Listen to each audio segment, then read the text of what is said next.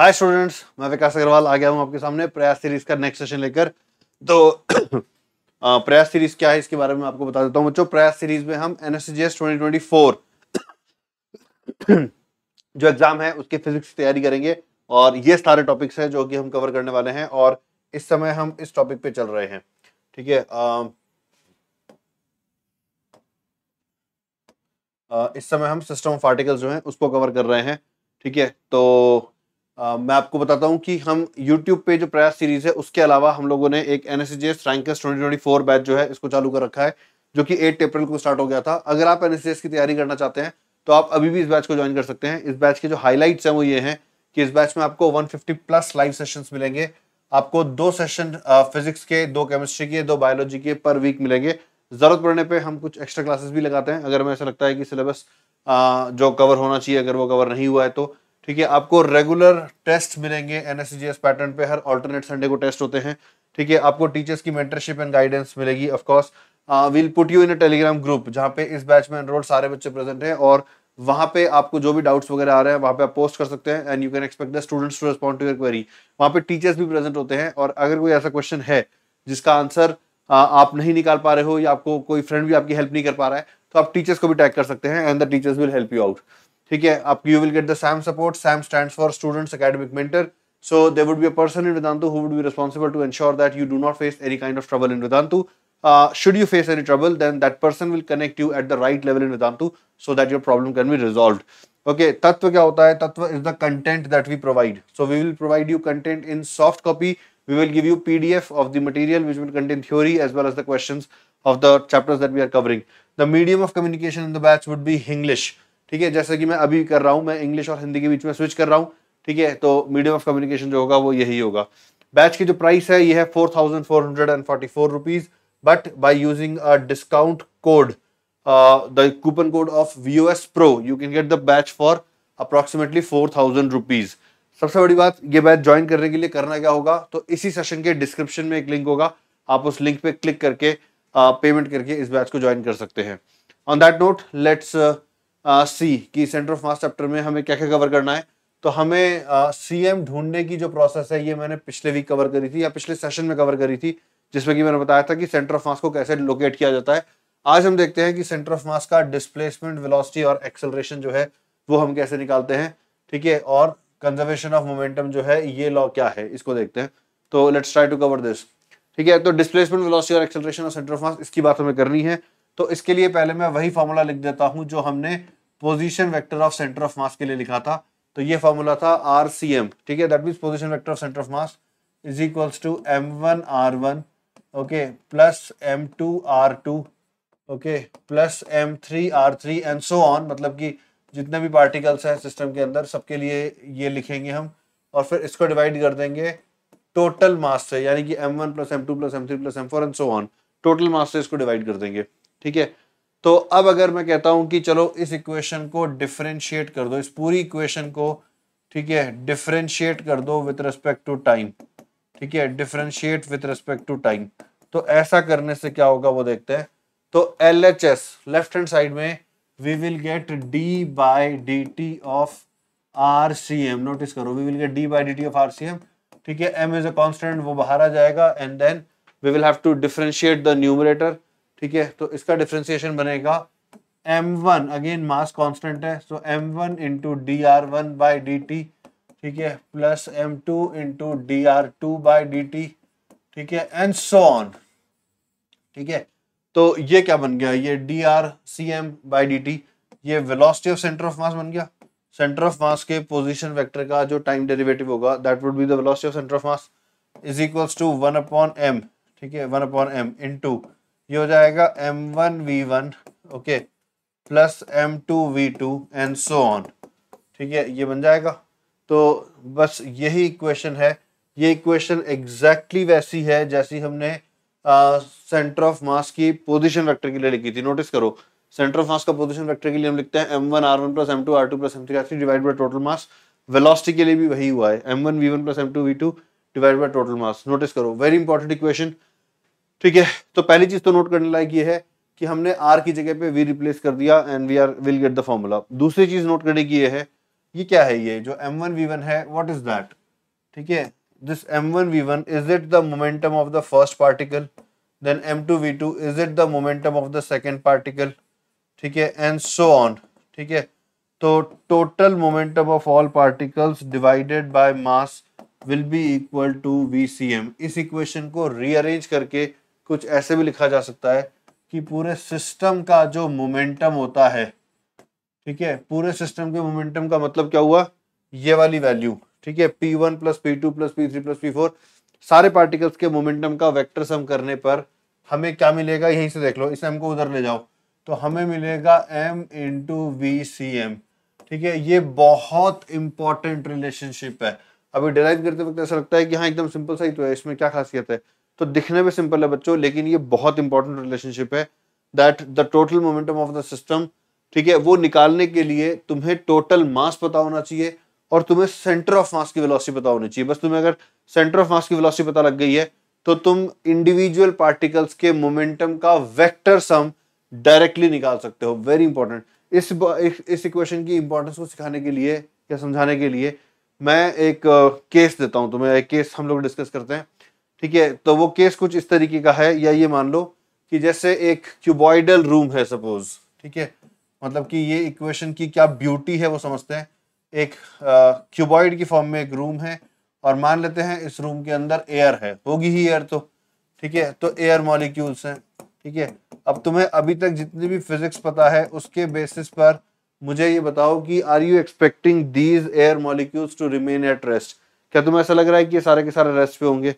ठीक है, I believe you are saying no, क्योंकि नहीं होंगे। So they would all be moving randomly in random directions, and not only that, अगर मैं किसी एक पार्टिकल किसी एक मॉलिक्यूल पे फोकस करूं तो क्या उसकी स्पीड में चेंज आ रहा होगा? बिल्कुल आ रहा होगा। वो किसी और मॉलिक्यूल से टकरा सकता है, वो किसी दीवार से टकरा सकता है जिससे कि उसकी स्पीड में चेंज आ जाए। ठीक है, तो स्पीड में चेंज आ रहा होगा, बिल्कुल। उसके वेलोसिटी की डायरेक्शन में क्या चेंज आ रहा होगा? बिल्कुल आ रहा होगा। अगेन कोलिजन्स की वजह से उसकी डायरेक्शन भी चेंज हो रही होगी। तो there are large number of particles, and all these large number of particles, they are moving with velocities which are continuously changing। ठीक है, बहुत अच्छी बात है। तो मैंने कहा कि भाई मुझे इन सारे के सारे पार्टिकल्स के मोमेंटम का वेक्टर सम बता दो। ठीक है, तो अब देखो अगर सोच के देखें हम, तो हम एक माइक्रोस्कोपिक क्वांटिटी, यानी कि हम कह रहे हैं कि इंडिविजुअल पार्टिकल्स के वेलोसिटी वेक्टर्स, ठीक है, उनका मुझे सम निकालना पड़ जाएगा। ठीक है, तो ऐसा लग रहा है ये तो बड़ा कॉम्प्लिकेटेड सा लग रहा है कि पता नहीं क्या हजारों लाखों करोड़ों, उससे भी ज्यादा इनफैक्ट, ये तो कुछ भी नहीं है। ठीक है, इतने सारे मॉलिक्यूल्स हैं, सबकी वेलोसिटी अलग है, इनका एवरेज या इनका हम इनको यूज करके हम टोटल मोमेंटम कैसे निकालें? तो देखो कैसे निकालेंगे। क्या हम ये कह सकते हैं कि किसी भी समय इस रूम में जो एयर है वो क्यूबॉइडल शेप में प्रेजेंट है, और क्योंकि वो क्यूबॉइडल शेप में प्रेजेंट है तो एयर का जो सेंटर ऑफ मास होगा वो रूम के सेंटर पे होगा। ठीक है, और ये जो स्टेटमेंट है ये अब भी ट्रू है, अब से 10 सेकंड बाद भी ट्रू होगी, ठीक है, 20 सेकंड बाद भी ट्रू होगी, 1 मिनट बाद भी ट्रू होगी, 10 मिनट बाद भी ट्रू होगी, 1 आवर बाद भी ट्रू होगी। सो इस रूम में जो एयर है उसका सेंटर ऑफ मास हमेशा रूम का जो सेंटर है वो बना हुआ है, and this fact is not changing with passage of time. So can we say that the centre of mass is not moving at all, and if the centre of mass is not moving at all, then the velocity of center of mass is zero, which means that the net momentum of the system is zero। समझ में आ रही बात? मतलब अगर मैं net momentum individual particles पे focus करके निकालने की कोशिश करता हूं तो ये तो बहुत ही डॉन्टिंग टास्क लगता है, ये तो ऐसा लगता है कि ये अचीवेबल ही नहीं है। ठीक है, लेकिन अगर मैं इस तरीके से सोचता हूं तो बड़ा आसान लग रहा है। समझ आ रहा है? तो एक क्वांटिटी जो कि अदरवाइज माइक्रोस्कोपिक लेवल पे जाके कैलकुलेट करनी चाहिए थी, वो हम एक मैक्रोस्कोपिक ऑब्जर्वेशन से निकाल पा रहे हैं। That is the beauty of this equation. ठीक है, now let's go back to this equation once again. जैसे हमने आर की इक्वेशन को डिफरेंशिएट करके वी निकाल दिया था, क्या अब अगर मैं इस पूरी इक्वेशन को टाइम के रेस्पेक्ट में डिफरेंशिएट कर दूं तो क्या बन जाएगा? Can you think of this बच्चों? ठीक है, I think you all are able to जज कि अगर मैं पूरी इक्वेशन को डिफरेंशिएट कर देता हूं then we will get ACM vector is equals to 1 upon m into m1a1 vector plus m2a2 vector and so on. देखो आ रहा है क्या समझ में? ले रहे हैं यहां तक? ठीक है, so this equation gives us the expression for calculating the acceleration of centre of मास। देखो आ रहा है क्या समझ में? ठीक है, हमने वेलोसिटी ऑफ सेंटर ऑफ मास निकालने का फॉर्मूला देख लिया। ठीक है, हमने पोजीशन वेक्टर का फॉर्मूला देख रखा था, वेलोसिटी का देख लिया। ठीक है, एक्सेलरेशन का देख लिया, डिस्प्लेसमेंट की बात ही नहीं करी। फिर डिस्प्लेसमेंट निकालना भी कोई बहुत मुश्किल काम नहीं है। डिस्प्लेसमेंट वेक्टर क्या होगा? डिस्प्लेसमेंट वेक्टर को तुम क्या इस तरीके से लिख सकते हैं that it would be RCM dash minus RCM, मतलब RCM की फाइनल वैल्यू माइनस RCM की इनिशियल वैल्यू। ठीक है, तो ये हो जाएगा 1/m into M1 R1 dash, यहाँ पे डैश इंडिकेट कर रहा है position at a later instant, at the final instant. ठीक है, plus M2 R2 dash and so on. ठीक है, minus 1/m into M1 R1 vector plus M2 R2 vector and so on.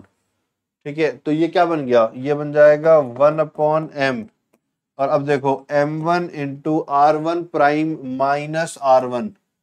ठीक है, R1 prime minus R1, तो क्या ये S1 हो गया? ठीक है, इसी तरीके से M2 R2 prime minus R2, तो ये S2 हो जाएगा एंड सो ऑन। तो कुल मिला के इस बात पे ध्यान दो कि हमने जो इक्वेशन पोजीशन वेक्टर को लेके लिखी थी, एकदम वैसी इक्वेशन हम डिस्प्लेसमेंट को लेके भी लिख सकते हैं, हम वेलोसिटी को लेके भी लिख सकते हैं, और हम एक्सेलरेशन को लेकर भी लिख सकते हैं। ठीक है, देखो आ रहा है कि समझ में एवरीवन? यहाँ तक अगर क्लियर है, ठीक है, तो चलो एक क्वेश्चन ट्राई करते हैं। ठीक है, सिंपल सा क्वेश्चन रखेंगे।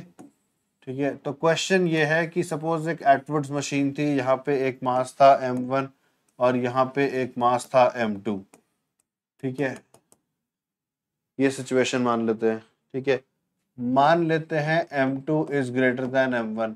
तो ऐसे केस में जब हम इनको रिलीज करेंगे, ठीक है, इनको रिलीज करने पर ये नीचे जाएगा किसी एक्सेलरेशन से, ये ऊपर जाता है किसी एक्सेलरेशन से, और ये एक्सेलरेशन हम लिखते हैं M2 minus M1 upon M1 plus M2 into G। Notice करो, इस तरीके से लिखते हैं। क्लियर है यहाँ तक? ठीक है, अब अगर मैंने तुमसे पूछ लिया कि भाई टी टाइम में ये कितना नीचे चला जाएगा, तो टी टाइम में ये जो डिस्टेंस नीचे की तरफ कवर करेगा वो हाफ AT² होगा, हमने रेस्ट से छोड़ा था, ये इतना ही ऊपर चला जाएगा। ठीक है, तो ये जो डिस्प्लेसमेंट है ये भी हाफ AT² हो जाएगा। ठीक है, अब सपोज मैंने तुमसे कहा consider the blocks as the system.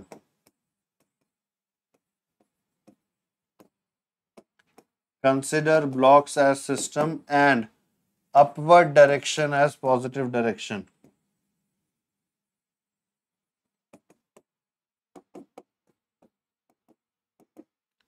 ठीक है, and then find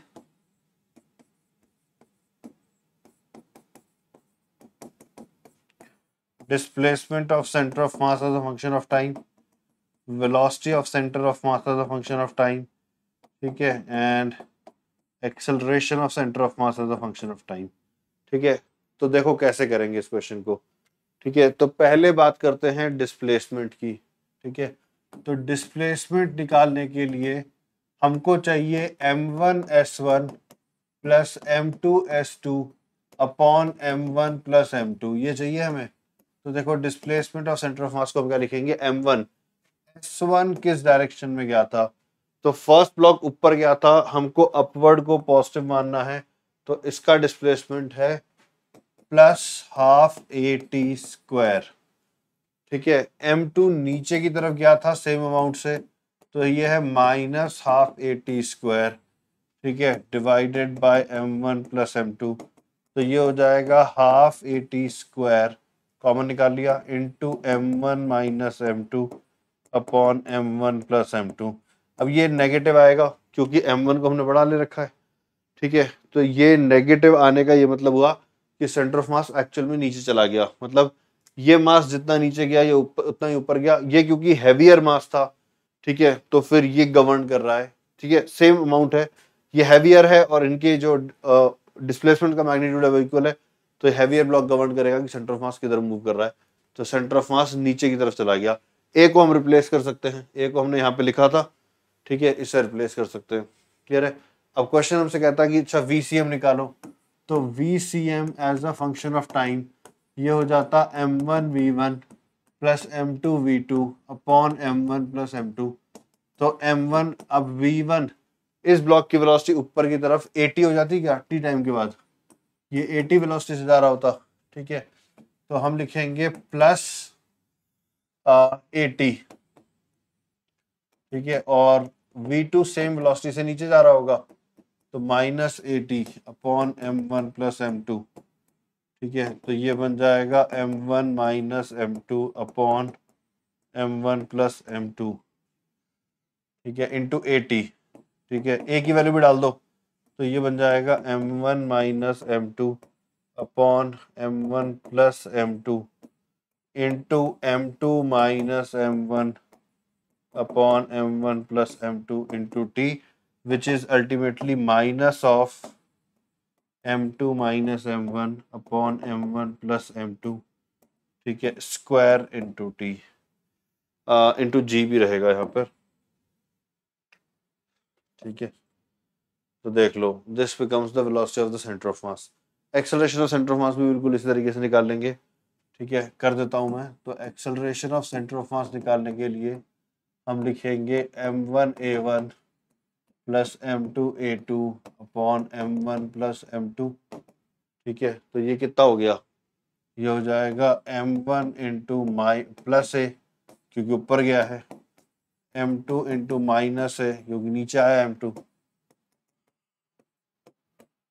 तो ये हो जाएगा m1 minus m2 upon m1 plus m2 into a, ठीक है, अगेन ए को रिप्लेस कर दो तो ये हो जाएगा minus of m2 minus m1 upon m1 plus m2 square into G. समझ आ रहा है बच्चों, ठीक है, तो इस तरीके से हम ये फॉर्मूला लगा के ACM, VCM और SCM निकाल सकते हैं, ठीक है। चलो ये तो एक बात हो गई। अब हम एक बहुत इंपॉर्टेंट टॉपिक देखते हैं, law of conservation of momentum. ये कहाँ से कैसे आता है वो समझते हैं। जो मैं एक्सप्लेन करने जा रहा हूँ बहुत ही क्रिटिकल है, बहुत ही ब्यूटीफुल है और बहुत ही इंपॉर्टेंट है, तो ध्यान से देखना, ठीक है। तो देखो बच्चों, हाँ, तो सपोज हमने लिखा भाई कि जो ACM है वो ACM होता है m1a1 plus m2a2 upon m1 plus m2। बहुत अच्छी बात है, यही होता है, ठीक है। अब नोटिस करो कि m1a1 क्या है, is this net force on one, is this net force on one, similarly this is net force on two, ठीक है। एक और मान लेते हैं और समझने में आसानी होगी, m3a3, ठीक है, यहाँ पे प्लस m3, ठीक है, तो plus F net on 3 upon m1 plus m2 plus m3, ये लिखेंगे देखो, ठीक है। अब इसके आगे ना एक चीज समझते हैं। सपोज करो मेरे पास 3 चार्ज पार्टिकल्स थे, मैंने उसको ऐसे हवा में उछाल दिया, ठीक है। तो सिचुएशन कुछ ऐसी है कि ये A है, मान लो पॉजिटिव है, ये B है, मान लो पॉजिटिव है, ये C है, मान लो नेगेटिव है, ऐसे ही हवा में उछाल दिया है। और अब मैं तुमसे कह रहा हूं कि जब ये हवा में हैं उछले हुए, उस समय इन पार्टिकल्स के FBD के बारे में सोचो, तीनों का FBD बनाओ, ठीक है। तो जैसे अगर मैं A के FBD के बारे में सोच रहा हूँ तो A अभी किसी के कॉन्टैक्ट में तो है नहीं, तो A पर कोई कॉन्टैक्ट फोर्स तो लगेगा नहीं, लेकिन नॉन कॉन्टैक्ट फोर्सेस में A के ऊपर कितने फोर्स लग रहे होंगे, जरा इसके ऊपर विचार करो। तो A के ऊपर 3 नॉन कॉन्टैक्ट फोर्स लग रहे होंगे। एक तो B ने लगाया होगा रिपल्सिव फोर्स, जो इलेक्ट्रिक फोर्स है, ठीक है। तो एक तो B ने लगाया होगा, इसको मैं FAB का नाम दे देता हूँ, मतलब force between A and B। एक C ने लगाया होगा अट्रैक्टिव फोर्स, जो कि FAC होगा। एक इसके ऊपर ग्रेविटी एक्ट कर रहा होगा, ग्रेविटी को मैं अलग कलर से बनाऊंगा, ठीक है। इलेक्ट्रिक फोर्सेस को मैं रेड कलर से बना रहा हूँ, तो ये हो जाएगा MA इंटू जी, ठीक है। इनफैक्ट इस पर भी बना ही देता हूँ, आएगा ही MB इंटू जी, और तो ग्रेविटी कहाँ जाएगी, है ना। अब इलेक्ट्रिक फोर्सेस के बारे में अगर मैं सोचूं, ठीक है, तो B पर A ने लगाया होगा, इसका ठीक उल्टा, ठीक है, FBA, ठीक है, और B पर C ने भी लगाया होगा इधर की तरफ, ठीक है, इसको FBC कह देता हूँ, ठीक है। C पर लगाएगा B इधर की तरफ, तो FCB, और A लगाएगा FCA, ठीक है। अब खास बात क्या है नोट करने की, जब तुम कह रहे हो कि भाई तुम F net vector 1 plus F net 2 plus F net 3 करो, तो F नेट 1 क्या है, F नेट 1 इन 3 वेक्टर्स का रिजल्टेंट है, ठीक है, एफ नेट 2 क्या है, वो इन 3 वेक्टर्स का रिजल्टेंट है, एफ नेट 3 क्या है, वो इन 3 वेक्टर्स का रिजल्टेंट है। तो ये तीनों को ऐड करने का मतलब है कि ये जो 9 वेक्टर्स है, ये जो 9 वेक्टर्स है, हम इनका वेक्टर सम निकालने की बात कर रहे हैं। ठीक है, और अगर इनका वेक्टर सम निकालने की बात कर रहे हैं तो नोटिस करो, जब तुम इनका वेक्टर सम निकालने जाओगे, ठीक है, वेक्टर सम निकालने जाओगे तो पेयर वाइज कैंसिलेशन हो जाएंगे। F A B F B A से कैंसिल हो जाएगा because they are action reaction pair, equal और opposite. F B C F C B से कैंसिल हो जाएगा, F A C F C B से कैंसिल हो जाएगा। बचा क्या? ठीक है, तो नेट में बचेगा सिर्फ M A G M B G M C G. इसको ऐसे याद मत कर लेना कि भैया ग्रेविटेशनल फोर्स बचता है, बाकी सब ऐसे याद मत कर लेना। ठीक है, the important thing was that ये फोर्स ऐसी एंटिटी ने लगाए थे जो सिस्टम का पार्ट नहीं है। कौन सी एंटिटी है वो है अर्थ। ठीक है, अर्थ ने ये फोर्सेस लगाए थे, इनका रिजल्टेंट लगेगा अर्थ के ऊपर। ठीक है, तो जब हम F net 1 F net 2 F net 3 करेंगे, एफ नेट अर्थ तो कर नहीं रहे, तो अर्थ पे लगने वाले फोर्स आएंगे नहीं। समझ आ रहा है? कहने का मतलब यह है कि when you are trying to calculate F net 1 plus F net 2 plus F net 3, eventually you end up with F net external, that means net external force. ठीक है, सिस्टम के पार्टिकल्स एक दूसरे पे क्या फोर्स लगा रहे हैं वो मैटर नहीं करेगा, बाहर से जो फोर्स लग रहा है उसकी नेट वैल्यू बताओ कितनी है, that net value divided by the mass of the system, that becomes the acceleration of centre of मास।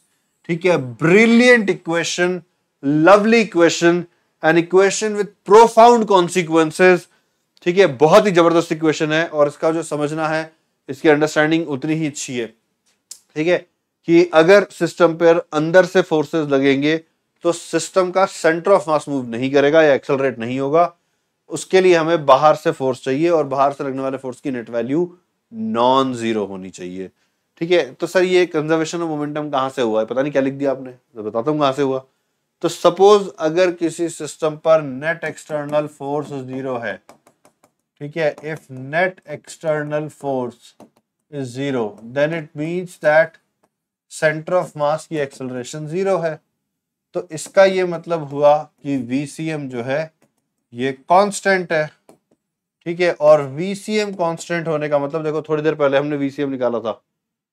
ठीक है, ये देखो, तो VCM कांस्टेंट होने का मतलब P सिस्टम कांस्टेंट है। समझ में आ रहा है? बस हो गया, यही कह रहे थे हम।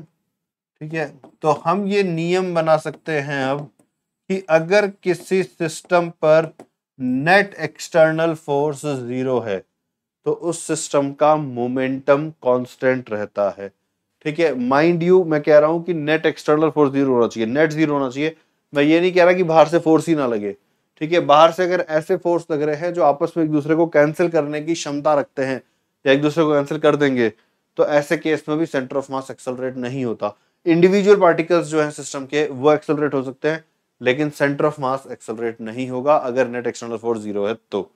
ठीक है, तो brilliant concept. If net external force is zero then the acceleration of center of mass is zero, which means the velocity of center of mass will remain constant, which means that the momentum of the system will remain constant. So this equation is called the law of conservation of momentum. Clear है बच्चों? ठीक है, तो अब ये law कहाँ काम में आता है वो देखते हैं, मतलब कि इसकी जो एप्लीकेशंस हैं अब वो देखते हैं। ठीक है, तो सबसे पहले कोलिजन्स को हम थोड़ा और डिटेल में पढ़ेंगे। पहले मैं दिखा देता हूँ कि कोलिजन्स में कैसे हेल्प हो रही है। तो सपोज ये एक बॉल है जिसका मास है 2 kg। ठीक है, ये जा रही है 10 मीटर पर सेकेंड से। ठीक है, यहाँ पे एक बॉल है B जिसका मास मान लेते हैं 3 kg, ये जा रही थी मान लेते हैं 5 मीटर पर सेकेंड से। यहाँ तक क्लियर है? ठीक है, तो ये धीरे चल रही है, तेज चल रही है, पीछे से आके टक्कर मारेगी। हमको क्वेश्चन बता दिया है that ball sticks after collision, balls sticks after collision। ठीक है, तो अब देखो आफ्टर कोलिजन हमें कुछ ऐसा सिनेरियो नजर आएगा कि बॉल A और बॉल B, ठीक है, आपस में स्टिक करके, ठीक है, they are travelling with some velocity V0। ठीक है, तो हमसे पूछा गया है कि भाई ये V0 बताओ। तो इस क्वेश्चन को करने का पहले कॉन्सेप्ट समझते हैं। कॉन्सेप्ट क्या है? कॉन्सेप्ट ये है कि जब इस बॉल ने आके इसको टक्कर मारी, ठीक है, ये बॉल कहाँ ट्रेवल कर रही थी? वेल तुम मान सकते हो कि एक फ्रिक्शनलेस सरफेस थी जिसके ऊपर हमने चला रखा था, या तुम स्पेस मान लो, ठीक है। स्पेस का मतलब कोई एयर रेजिस्टेंस नहीं है, कुछ भी नहीं है, ग्रेविटी कुछ नहीं है, this is just in space, in vacuum, ठीक है। तो ए ने आके बी को टक्कर मारी और वो चिपक गई। तो ए ने जब बी को टक्कर मारी तो ए ने बी पे फोर्स लगाया, बी ने ए पर फोर्स लगाया, एक्शन रिएक्शन पेयर। तो बाहर से तो कोई फोर्स लगा ही नहीं, जो भी फोर्सेस थे इंटरनल थे, ठीक है। तो इंटरनल फोर्सेस जो हैं उससे मोमेंटम तो बदला नहीं होगा, तो सिस्टम का मोमेंटम अभी भी उतना ही होना चाहिए जितना पहले था, ठीक है। तो अब हमें कंबाइंड मास मिला है 5 kg का। तो इनिशियल फिगर को देख के मोमेंटम क्या लिखेंगे हम, इनिशियल फिगर अगर हम देख रहे हैं, ठीक है, तो उस फिगर को देख के मोमेंटम हम लिखेंगे 2 × 10 + 3 × 5 ये लिखेंगे, ठीक है। और फाइनल फिगर को देख के मोमेंटम लिखेंगे 5 × V0। तो यहाँ से V0 आ जाएगा, कितना बना ये, तो ये बन जाएगा 20, 15, 35, 7 आ गया ये, ठीक है। तो इस तरीके से हम निकाल लेंगे। तो कोलिजन्स में काम में आता है, that is one of the application. दूसरी एप्लीकेशन देखो, ठीक है, दूसरी एप्लीकेशन है रिकॉइल ऑफ गन। अब ये क्या चिड़िया है, ठीक है। तो रिकॉइल ऑफ गन, गन है ना, थोड़ा अच्छे से लिख देते हैं।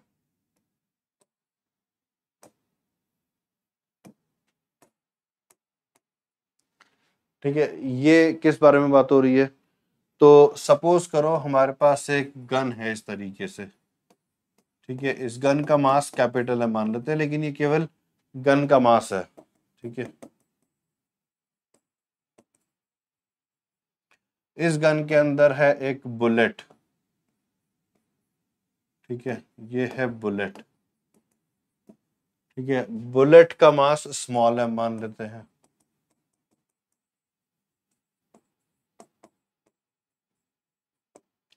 ये समझ में आ रहा है, ठीक है। तो जब हम गन को फायर करते हैं तब क्या होता है, बुलेट के रियर पार्ट में गन पाउडर होता है, एक्सप्लोजिव होता है, वो एक्सप्लोड होता है, और वो एक्सप्लोड होकर गन को पीछे और बुलेट को आगे धकेलेगा। मतलब ये जो एक्सप्लोजन है, ठीक है, ये एक ऐसा इवेंट है, like it will create internal forces. हमने बाहर से कोई फोर्स नहीं लगाया। बेटर समझने के लिए ना कुछ ऐसा समझो कि अगेन ये गन स्पेस में है, ठीक है, कोई ग्रेविटी वगैरह कुछ नहीं है, लोडेड गन है, और हमारे पास, हम इसको रिमोट से ट्रिगर कर रहे हैं, हम इसको रिमोट से फायर कर रहे हैं, so that nobody is touching the gun, ठीक है, so that we are not thinking about any kind of external force, ठीक है। तो एक लोडेड गन स्पेस के अंदर है, हम उसको रिमोट से ट्रिगर कर सकते हैं। The moment we triggered it with remote it explodes.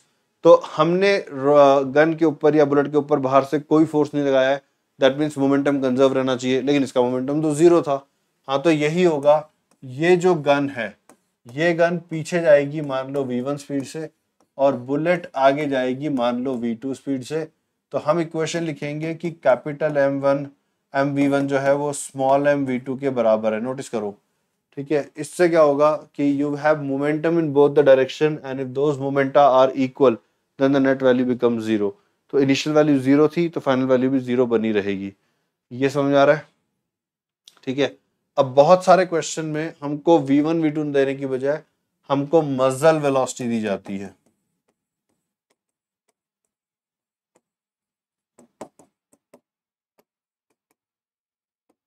ठीक है। मजल वेलोसिटी को यू मान लेते हैं। मजल वेलोसिटी क्या होती है, this is velocity of bullet with respect to the gun. तो ये v1 + v2 हो जाएगी क्या, नोटिस करो, ठीक है। v1 + v2 velocity of bullet with respect to gun.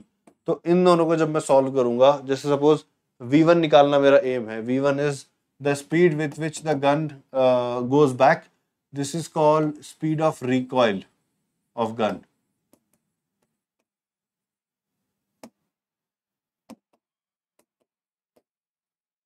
तो ये क्या, कितना आ जाएगा, ये आ जाएगा small m × u,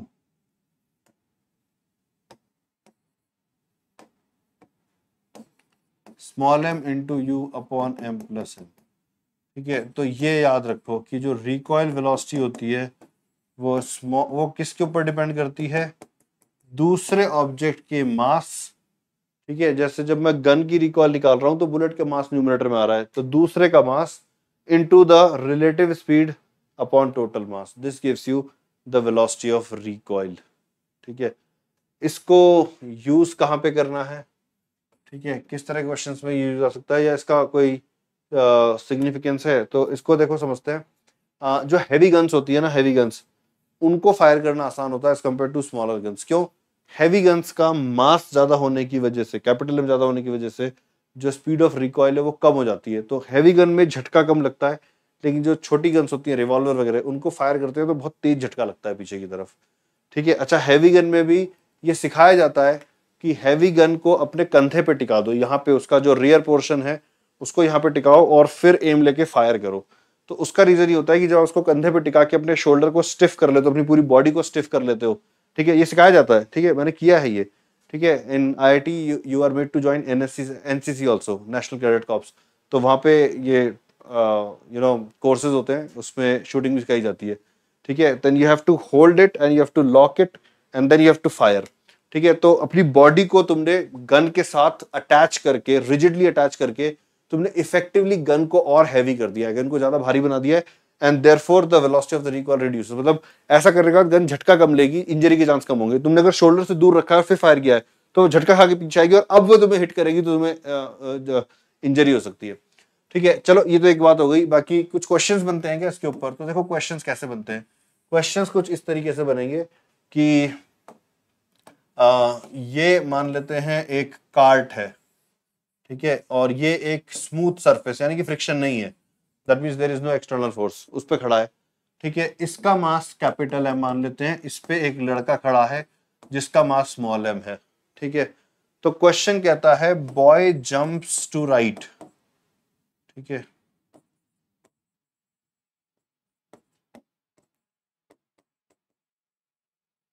boy jumps to right with a speed of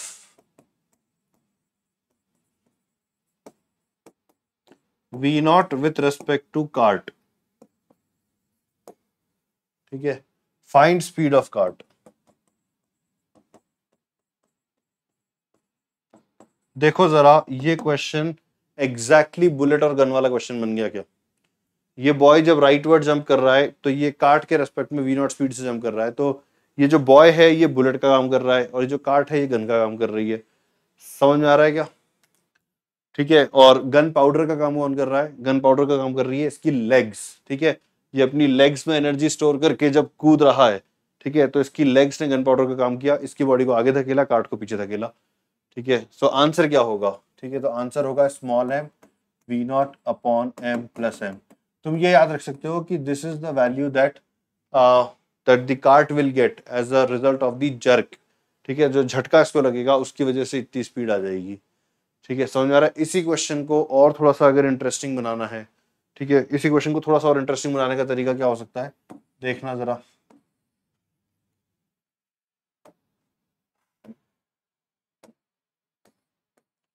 ये कार्ट है, यहाँ पे एक लड़का है m1 मास का, यहाँ पे एक लड़का है m2 मास का, ये m है, इसका नाम रख देते हैं a, इसका नाम रख देते हैं b।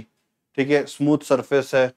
ठीक है, तो पहले, ठीक है, a इधर राइटवर्ड कूद रहा है वी नॉट स्पीड के साथ, उसके बाद b लेफ्टवर्ड कूद रहा है वी नॉट स्पीड के साथ। हमें बताना है कि इसके बाद कार्ट की स्पीड कितनी होगी। तो क्वेश्चन समझ में आ गया है? पहले a कूदेगा राइटवर्ड वी नॉट स्पीड के साथ with respect to the cart, फिर b कूदेगा लेफ्टवर्ड, ठीक है, with respect to the cart with speed of V naught. अब हमें बताना है कि कार्ट की स्पीड क्या होगी। तो देखो, जब a इधर कूद चुका होगा, है ना, देखो जब a इधर कूद चुका होगा तो ये कार्ट पीछे जाएगा और ये लड़का भी कार्ट के ऊपर है, ये भी उसके साथ जाएगा। मतलब कि इस समय कार्ट के मास को हम कैपिटल M और स्मॉल m2 का सम मानेंगे। तो ये पीछे अगर v1 स्पीड से जा रहा है, ठीक है, या मैं इसको va लिख देता हूं, a के जंप करने के बाद जो स्पीड है, तो वो स्पीड a से ये मिसकंसेप्शन हो जाएगा, इसको मैं v1 ही लिख देता हूं। ठीक है, मतलब कि मिसकंसेप्शन, मतलब कि va तो ऐसा लग रहा है कि हम कार्ट की स्पीड, सॉरी a की स्पीड बता रहे हैं। ठीक है, इसको मिटा ही देते हैं। ठीक है, तो इसको v1 ही लिख देते हैं। तो v1 कितना होगा? तो ये होगा m1 into v naught divided by m1 plus mass of cart. Mass of cart में कैपिटल M प्लस m2 आ जाएगा। ठीक है, तो इस स्पीड से कार्ट पीछे जा रहा है, ये क्लियर है? इस स्पीड से कार्ट पीछे जा रहा है। अब ठीक है, अब कार्ट ऑलरेडी इधर चल रहा था v1 स्पीड से, यहाँ पे एक लड़का खड़ा था और ये लड़का कूद गया v0 स्पीड से, इसका मास था m2। तो इसकी वजह से इधर की तरफ एक जर्क लगेगा, यानी कि फिर वेलोसिटी में कुछ चेंज आएगा, मान लो डेल्टा v। ठीक है, तो फाइनली इस तरफ जो वेलोसिटी बचेगी v2 उसको v1 माइनस डेल्टा v लिख देंगे। देखो आ रहा है क्या समझ में? ठीक है, तो फाइनल वेलोसिटी जो बचेगी उधर की तरफ v1, तो v1 हमने पहले निकाला था, वो था m1 v0 upon m1 plus capital M m2। ठीक है, minus delta v। Delta v क्या है? इसके कूदने की वजह से जो वेलोसिटी आई, कितनी आएगी? वो आएगी m2 into v0 divided by m2 plus 1। तो ये आंसर है। समझ आ रहा है किस तरीके से हम इस इंफॉर्मेशन को यूज कर सकते हैं क्वेश्चन सॉल्व करने के लिए?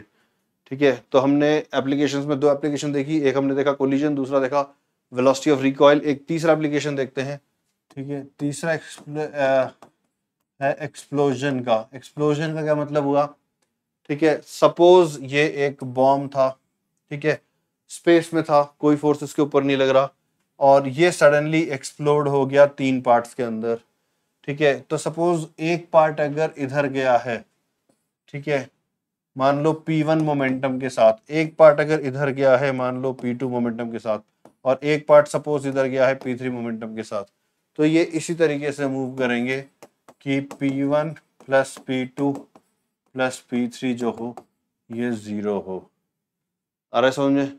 ठीक है, मतलब एक्सप्लोजन्स में, एक्सप्लोजन से ठीक पहले जो मोमेंटम होता है, एक्सप्लोजन के ठीक बाद भी वही मोमेंटम होता है।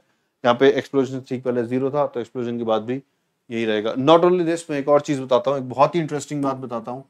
ठीक है, सपोज हमने यहाँ से एक तोप को दागा, समझ आ रहा है? मतलब कि एक तोप को, एक शेल को फायर किया हमने, तो ये शेल ऐसे जा रही थी और ये इसकी ट्रैजेक्टरी थी, मतलब ये अगर एक्सप्लोड नहीं होगी तो यहाँ पे आके हिट करेगी ग्राउंड को। लेकिन हुआ ये कि ये तो हवा में ही एक्सप्लोड हो गई, यहीं पे एक्सप्लोड होके इसके फ्रैगमेंट्स बन गए हैं। ठीक है, इसके फ्रैगमेंट्स बन गए हैं, समझ आ रहा है? ठीक है, इसके टुकड़े बन चुके हैं।